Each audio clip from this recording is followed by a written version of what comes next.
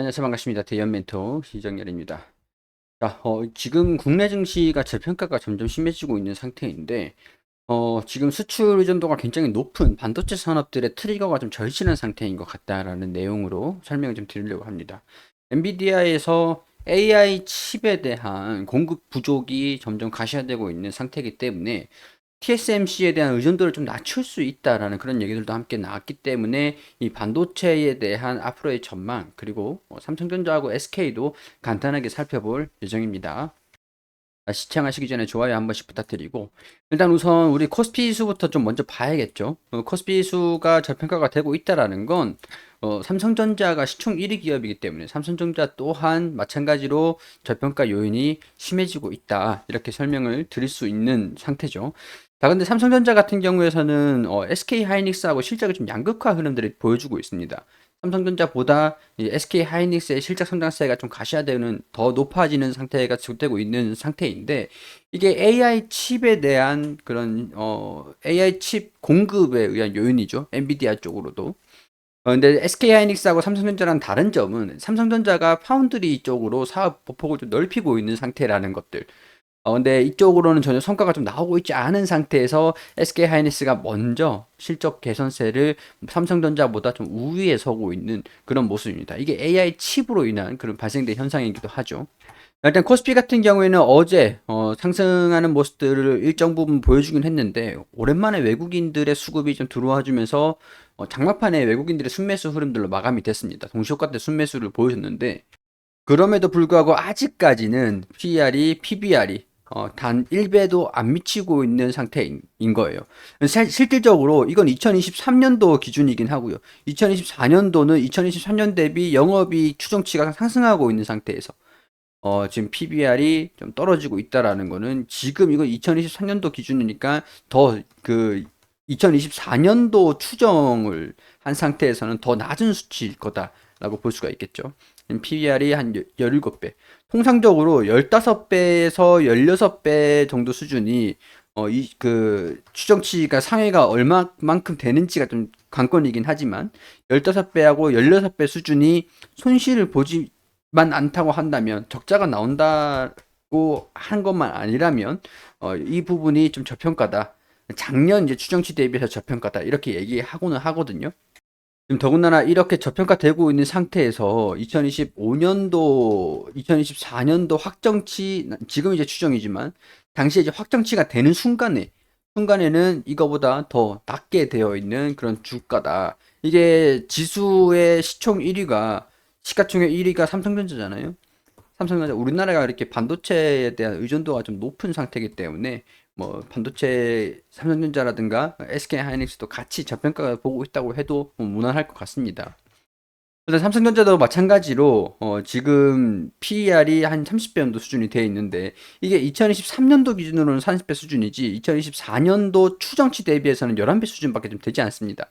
한 절반가량의 위치에 있는 상태인 거죠. 11배 수준이면 그렇게 부담스러운 가격대는 아니에요. 물론 이제 EPS 성장률을 좀 봐야 되는 거긴 하지만, 주당 이제 성장률을 봐야 되는 거긴 하지만, 이익률을.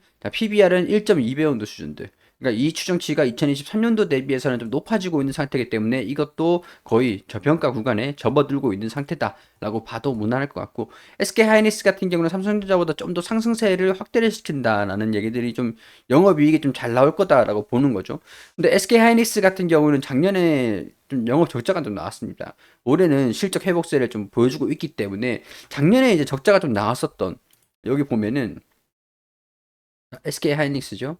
SK 하이닉스가 작년에 적자가 나왔는데 올해는 영업이익이 더 커질 거라고 역대 사상 최대치를 기록할 거라고 보고 있는 겁니다. 그렇기 때문에 이런 부분에서는 삼성전자보다 SK 하이닉스의 성장률이 더 높다라고 보는 것들이고 삼성전자 같은 경우에서는 여기 영업이익이 더 적자에서 흑자로 전환된 것도 아니고 1주당 순이익이 SK 하이닉스가 납품하는 그런 뭐 이익률에 대비해서는 조금 이제 AI 쪽에서는 좀 부진하죠. SK 하이닉스 대비해서는.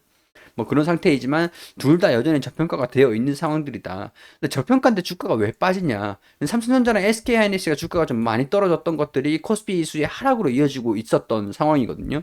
그게 반도 수출은 잘 나오고 있는 그런 상태인데 우리나라 뭐 원달러도 있고 여러 가지 변수들로 인해서 시장 요인들로 인해서 주가가 떨어졌다. 있다라고 보는 게 합리적이겠죠. 자, 일단 9월 수출도 순조롭게 출발을 했다는 소식이 들려졌습니다. 반도체, 자동차 견인에 한 25% 상승세로 시작을 했다. 대중, 대미 수출이 나란히 증가되고 있고 수입은 11% 올라가는데 무역 흑자를 달성을 하고 있다. 이 무역 흑자를 달성하고 있다라는 거는 기업의 순이익이 증가되고 있다라는 얘기입니다. 그러니까 2024년도는 2023년도보다 성장하는 모습들을 보여주고 있다. 무역 흑자를 계속 달성을 하고 있다라는 얘기죠. 자, 그렇기 때문에 코스피는 저평가 구간에 지금 위치해 있다라고 말씀드리는 게 수출 때문이에요. 여기서 이제 품목을 보면은 반도 수출이 38% 정도 늘어난 34억 7,100만 달러를 기록을 했다. 자, 근데 이제 수출을 하는 기업들 같은 경우 우리 달러 요인들을 반드시 보셔야겠죠. 달러가 이전에 1,400원대에 위치해 있었던 적도 있었습니다. 1,400원대에 육박을 할 때 왜 이제 우리나라 1,000원에 1원으로 수출을 하면은 1,400원을 우리나라 1,000원으로 수출을 하면 1,400원을 수입을 하는 그런 환율 효과가 있었는데 지금은 이제 환율이 좀 조정을 받고 있는 상태다 보니까 1,300원대까지 환율이 떨어지고 있었던 금리 인하가 좀 대기되어 있는 상태다 보니까 아무래도 확률이 강달러였었다가 이제 약달러로 전환될 가능성들이 좀 있는 상태죠. 그러니까 사실 실질적으로 달러가 떨어진다라는 거는 수출하는 기업들한테는 그렇게 좋은 소식들은 아니긴 합니다. 그런 영향도 일부 좀 있기는 했을 거라고 봐요. 그럼에도 불구하고 8월 달에는 수출이 28% 증가한 206억 원, 반도체는 37% 정도 증가됐다. 여기 보면은 6월, 7월, 8월 달, 좀 이제 반도체 같은 경우는 꾸준히 등락폭은 있는 상태이긴 하지만, 꾸준히 우상향하는 수출 회복세를 좀 보여주고 있는 상태라서 실적에 대한 기대감이 기본적으로 높긴 하다라는 거죠. 수출은 잘 진행이 되고 있는 그런 상태지만 환율이 약달러로 전환될 가능성들도 있고 경기 침체에 대한 그게 기본 베이스로 깔려 있는 상태잖아요. 수출을 해야 되는데 미국이랑 중국이랑 반도체 수출량이 좀 줄어드는 게 경기 침체가 오면은 소비가 줄어드니까 실제 좀 줄어들 수도 있겠다. 수출량이 줄어들 수도 있겠다라는 우려감들 때문인 거예요. 지금 수출량을 데이터를 보면 통계청이 발표한 데이터를 보면은 수출이 점진적으로 증가되고 있는 상태는 많기 때문에 지금 2024년도 추정치 대비해서는 우리 코스피가 지금 저평가 구간에 위치해 있는 게 맞는 것 같다라는 말씀을 드릴 수가 있겠죠. 조정을 좀 받고 있는 상태니까 더욱더 절실하게 필요한 게 반도체 수출에 대한 그런 트리거인 것 같거든요. 그렇기 때문에 삼성전자하고 SK하이닉스의 실적이 그만큼 좀 중요한 상태인데 엔비디아에서 최근에 나왔던 얘기들을 보면은 이 TSMC 아니어도 삼성전자 손냄이나 이런 기사들이 나온 적이 있습니다. 불과 전날인데 이 얘기가 어떤 얘기냐면 지금 엔비디아 입장에서는 AI에 대한 수요가 계속 증가되고 있는 상황이기 때문에 공급 부족이 발생이 될 수도 있다라고 판단을 하고 있습니다. 뭐 AI 거품론, AI의 투자가 뭐 거품이니 뭐 반도체가 이제 피크아웃이 들어서니 그런 얘기들이 많은 상태인데 오히려 엔비디아 같은 경우는 반도체 수출을 얘네들 반도체 생산을 좀 더 늘려야 된다라고 판단하고 있는 상태라고 하더라고요. 여기 보시면 대만의 TSMC 외에도 파운드리 반도체 위탁 생산하는 업체들이 이용할 수 있다라고 밝혔는데 SK 하이닉스 같은 경우는 HBM을 공급하는 협력업체 한 곳에 과도하게 의존하는 경향이 있다라고 하는 것들이죠. 그러니까 TSMC가 대만에 너무 의존도가 높은 상태이기 때문에 TSMC를 제외하고 이제 파운드리를 반도체를 위탁해서 위탁 받아서 생산해 줄 수 있는 업체가 누가 있느냐? 그게 삼성전자하고 다른 회사들이 있다. 근데 품질 경쟁력을 갖추고 있다라고 이게 품질 경쟁력을 갖추고 있다라면 언제든 거래할 수 있다라는 얘기를 하는 것들을 보니까 품질 경쟁력까지 갖춘 반도체 위탁 생산 업체 그게 이제 삼성전자라는 것들이죠. 그게 물론 이제 AI 칩에 들어가는 HBM 그 같은 경우에서는 SK 하이닉스에 너무 과도하게 의존을 한다라는 얘기들이 좀 나오고 있는 상태이기 때문에 이런 소식들은 SK 하이닉스 입장에서는 그렇게 달가운 소식은 아닐 겁니다. 차라리 캐파를 늘린다라고 하겠죠. SK 하이닉스 입장에서 봤을 때는 TSMC는 동종업계에서 가장 압도적으로 민첩성과 대응 능력을 가지고 있다. 필요하다면 언제든 다른 공급업체를 활용할 수 있다. AI 그래픽 처리 장치, GPU 칩셋 생산을 다른 회사에도 맡길 수 있다라는 예외다. 파운드리는 이제 막 사업에 뛰어든 미국 인텔을 제외하면 TSMC 외에 삼성전자가 유일하다. 그러니까 삼성전자, SK하이닉스 같은 경우는 HBM 수출을 좀 의존을 계속 뭐 이거를 당장 이것도 기술력이 굉장히 높은 상태이고 삼성전자도 쉽게 그 그 계약을 따내지 못하고 있는 그 정도의 기술력을 가지고 있으니까 당장에 한 곳에 과도하게 의존하고 있다라는 걸 탈피하기는 좀 어려울 것으로 보이긴 합니다. 근데 SK 하이닉스 말고 삼성전자 같은 경우는 파운드리에 인텔을 제외하면 삼성전자가 유일하기 때문에 TSMC의 그 파운드리 의존도를 낮추기 위해서라는 그런 대안이 준비가 되어 있다라는 거죠. 엔비디아의 CEO 보면은 엔비디아의 잭슨 황은 AI 칩 물량이 부족한 탓에 좀 고객들이 좀 긴장감마저 감돌고 있다. 그러니까 감정적인 고객이 많아졌다. 왜 이렇게 납품을 안 해주냐? 이렇게 좀 짜증을 내는 기업들이 많아졌다라고 얘기를 할 정도로 AI 칩 물량에 대한 수요 요청이 공급 요청이 좀 쇄도적이다라고 이렇게 정리를 할 수가 있겠죠. 엔비디아의 주요 고객사가 아마존, 마이크로소프트, 구글, 클라우드 업체들이다 보니까 이제 이쪽 업체에서 AI 칩 물량이 부족하기 때문에 빨리 좀 공급을 해달라라고 하는 거에서 TSMC를 지금 이용을 하고 있지만 이제 여기에서 삼성전자도 거론이 되고 있다라는 거는 이 우리나라의 반도체 수출이 증가될 수 있는 요인이기 때문에 반도체 업체에 이게 현실화가 된다라고 하면은 수출량이 증가되는 이 환율이 떨어져서 수출 이제 환차익이 나지 않는다라고 그런 것보다 좀 더 큰 그런 요, 그 이슈지 않을까 그런 생각들이 좀 들 수 있겠습니다. 한편 이제 이런 별개로 삼성전자 같은 경우에서는 이제 G 폴드 6하고 플립 6 이거를 이제 발표를 했습니다. 샤오미하고 그 애플의 폴더블까지 좀 그 경쟁이 점점 과도화되고 있는 과도기의 형태를 좀 띠고 있는 그런 상태인데 이번에 첫 8인치 갤럭시 Z 폴드 6 슬림을 내놓는다고 하는데 이게 아마 다음 달에 출시가 될 걸로 기대를 합니다. 공개를 할 걸로 기대를 합니다. 뭐 어디 그 증권사에서는 이게 갤럭시 Z 폴드 6가 슬림이죠. 이게 4분기에 출시가 된다. 지금 이제 4분기인데 아마 다음 달 10월 달쯤 되면은 공개를 한다. 일부 언론사에 따르면은 이번 달 9월 말에 공개를 할 거다. 뭐 좀 당겨서 공개를 할 거다. 뭐 이런 얘기들도 있는 상태인데 정확한 공개 일정이 완전 나와지진 않는 그런 상태입니다.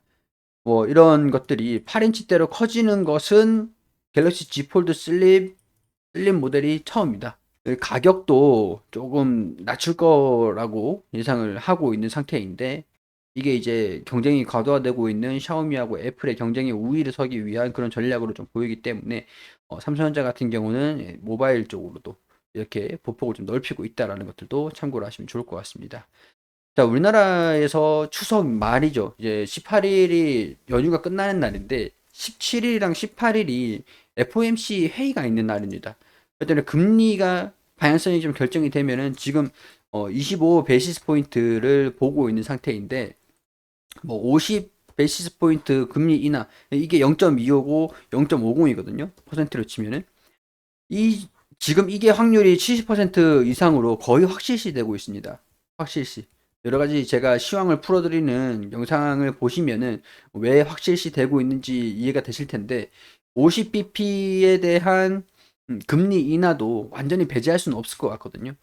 지금 0.25를 거론되고 있는 확률이 좀 높은 상태다 보니까 이 환율이 그렇게 큰 폭으로 하락하고 있지 않고 있는 그런 상태인데 만약에 50bp 금리 인하가 18일에 결정이 된다. 그리고 더 추가적으로 점도표를 봤을 때 추가 인하가 좀 강해질 것 같다라고 예상이 되면 환율이 지금은 1,400원에서 1,300원 이 정도 수준의 움직이고 있는 그런 상태지만 한 1,200원에서 1,150원 이 정도까지도 가능성들은 좀 열려 있어야 될 것 같습니다. 이게 50bp, 이게 25bp. 이렇게 보시면 될 것 같아요. 당분간은 경기 침체 우려가 좀 있는 상태에서 금리를 좀 어떻게 할까에 따라서 환율이 결정이 되면은 삼성전자라든가 SK하이닉스의 수출 높여주고 있는 상태에서 이제 환수익, 환차익 이런 게 조금 빠질 수 있는 요인들이라 가지고 이런 것들에 대한 환율적인 변수는 존재한다라는 것들 참고를 하시면 좋을 것 같습니다. 자, 이렇게 SK하이닉스하고 삼성전자를 통해서 우리나라 반도체 수출 그리고 코스피 지수까지도 정리를 좀 해드렸는데 이게 진짜 좀 중요한 것 같아요. 엔비디아에서 TSMC의 의존도를 좀 낮춰주면서 삼성전자의 파운드리 쪽으로 좀 이용률이 좀 높아졌으면 좋겠다는 그런 말씀을 어, 드릴 수 있을 것 같습니다. 이거는 지금 확정된 건 아니기 때문에 이 관련 소식들이 더 계속 나오는지 지켜보자고요. 자, 오늘도 시청해주셔서 감사드리고요. 좋은 추석 연휴 보내시고 안전운전 하시고 가족들 만나셔가지고 맛있는 음식 많이 드시고 그리고 저는 또 다음 연휴 지나서 또 인사드리도록 하겠습니다. 좋아요 함께 부탁드리도록 할게요.